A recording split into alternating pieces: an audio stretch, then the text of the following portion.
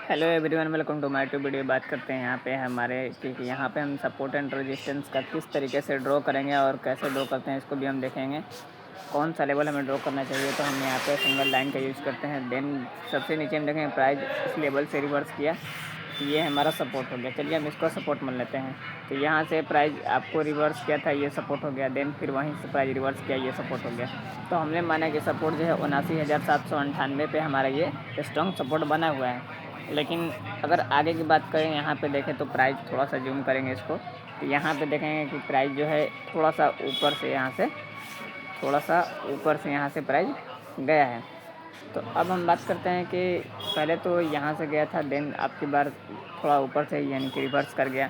तो ऐसा क्यों? क्योंकि प्राइस को यहाँ तक आना चाहिए था, क्योंकि सपोर्ट अगर ये है तो प्राइस यहाँ तक आना चाहिए था, लेकिन ऐसा नहीं हुआ। तो ये देखिए यहाँ पे अब एक लाइन पारेंगे। चलिए ये एक लाइन हो गया हमारा। तो 80,177 से ये प्राइस जो है यहाँ पे रिवर्स कर गया। यहाँ पे दो बार आप देख सकते हैं कि प्राइस जो है यहाँ पे आपको दो बार 79,798 से रिवर्स किया।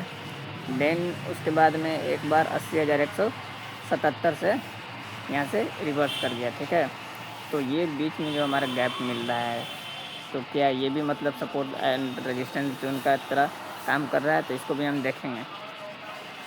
तो चलिए, सबसे इसीलिए बोलते हैं कि आपको सपोर्ट एंड रेजिस्टेंस को ड्रॉ करने के लिए एक बॉक्स की ज़रूरत होती है, एक जोन की ज़रूरत है। तो जोन की तरह इसको हम मार्क कर लेंगे। तो चलिए, ये हमारा अब रेजिस्टेंस एंड सपोर्ट का काम, ये हमारा अब सपोर्ट हो गया। ये वाला जो एरिया हमारा हो गया सपोर्ट हो गया। ठीक है, अब रेजिस्टेंस को देखेंगे। चलिए रेजिस्टेंस को देख लेते हैं कि रेजिस्टेंस हमको कैसे ड्रॉ करना है। तो अगर मान लेते हैं प्राइस जो है यहाँ से रिवर्स किया, ठीक है, चलिए प्राइस जो है यहाँ से नीचे आया। देन हम देखेंगे कि प्राइस यहाँ से भी रिवर्स किया है। नीचे में देखेंगे हम कि प्राइस जो है इस लेवल से भी क्या किया है, रिवर्स किया है। चलिए इस लेवल से भी रिवर्स किया है। तो थोड़ा सा 4 आवर के टाइम फ्रेम पे इसको जूम करते हैं। चलिए यहाँ से ये प्राइस जो है रिवर्स किया है, ये जो है एक जोन की तरह रिएक्ट कर रहा है यहाँ पे। तो अब इसको हम क्या करेंगे कि यहाँ पे लाइन ना पार करते, क्योंकि किसी लाइन पे सपोर्ट एंड रेजिस्टेंस को हम मार्क नहीं करते हैं। तो इसीलिए हमें एक सिंगल लाइन ना पार कर, ये जो लाइन हमने पढ़ा है, ये लाइन को सपोर्ट एंड रेजिस्टेंस नहीं मानकर हमें एक जोन मानना चाहिए।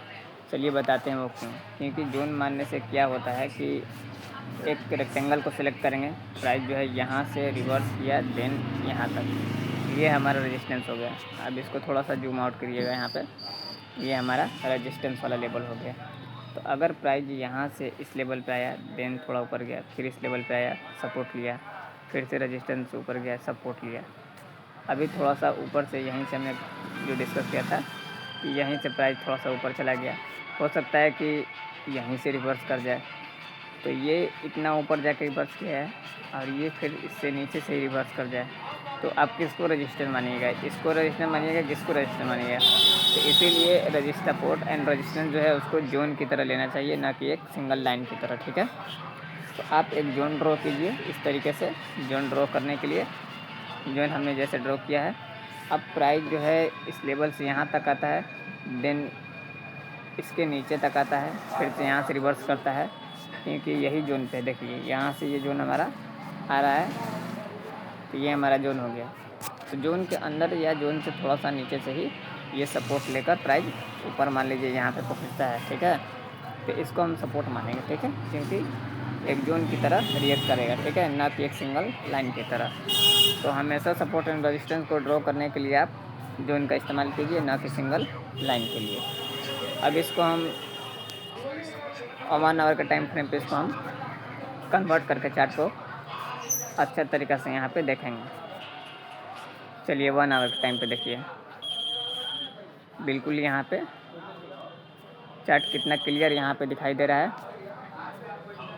चलिए अब यहाँ से जो है प्राइस अगर डाउन साइड आता है नीचे में अपने इस लेवल पे, तो हो सकता है कि प्राइस थोड़ा सा नीचे आए देन ऊपर चला जाए।